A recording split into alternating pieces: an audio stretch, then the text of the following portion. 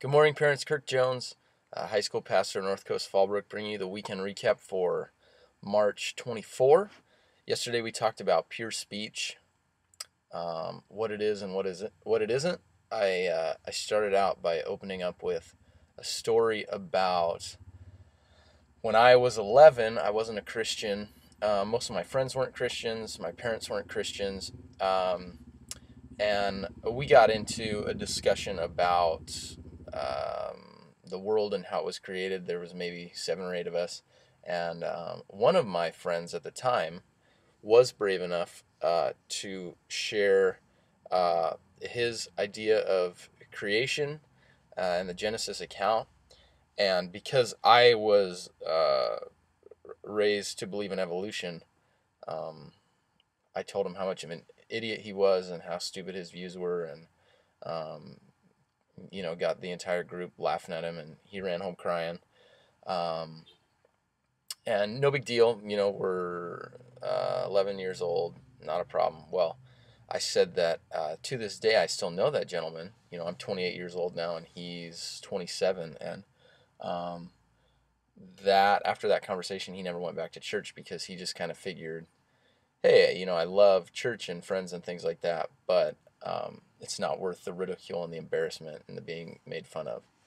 Um, and so I kind of opened up with a story about how powerful our words can be, and just talked about, examples with Martin Luther King and what he did with words, and how Jesus Christ was killed not because he committed a crime, but because of who he said he was. And the whole idea is, we need to find a newfound respect for our words, and we need to be cautious with them because they can do good. We worship with our words and we pray with our words and we encourage with our words, but they can do a lot of damage.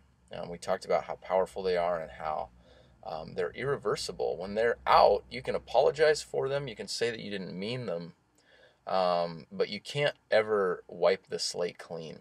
And another analogy that I used was a study took place in 1972 about gossip regarding the British royal family.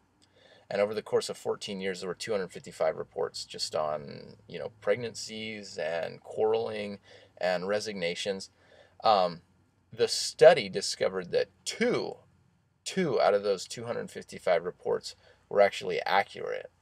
Um, and it's not like when the study came out, the British royal family was jumping up and down saying, whoopity doo, everything's back to normal. The damage had been done.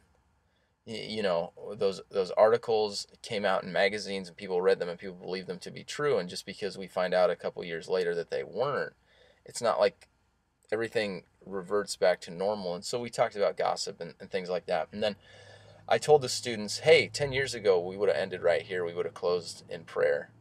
But things have definitely changed over the past 10 years. And 10 years ago, your students' fear of influence was their friends at school, people that they interacted with maybe on sports teams and things like that. But today, because of Facebook, they are interacting with the entire world 24/7. In fact, I told them, you're sitting here in church, but your Facebook is communicating with people that are on it right now.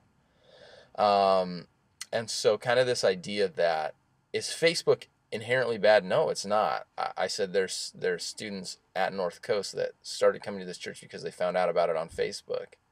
But just like our words with Facebook, we need to respect it. We need to be cautious with it.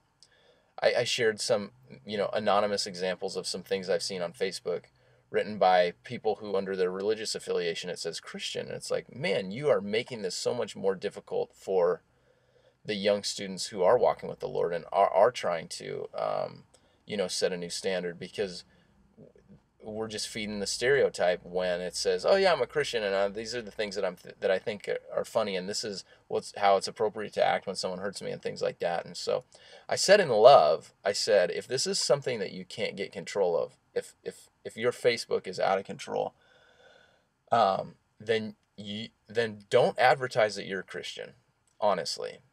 Um, and I said, if it's something that you can get under control, then awesome. Great. Facebook isn't an inherently terrible thing, and I'm aware that, um, you know, we do have students in the ministry that don't have a Facebook.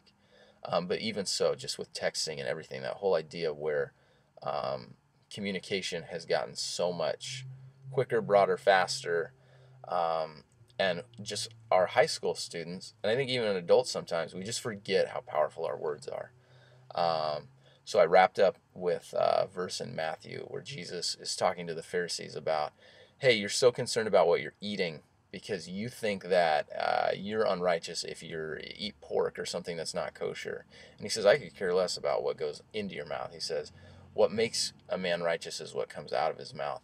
And, from out of the mouth, the heart speaks. And so the solution here, it's brilliant. The Bible gets us. God understands us. The solution is not, hey, just be more careful. The solution is allowing God to change your heart. You're not going to tame your tongue on your own. You have to let God do it.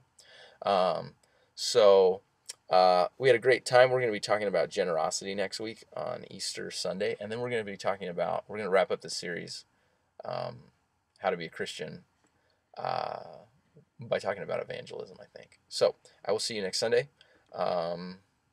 And God bless. Until then.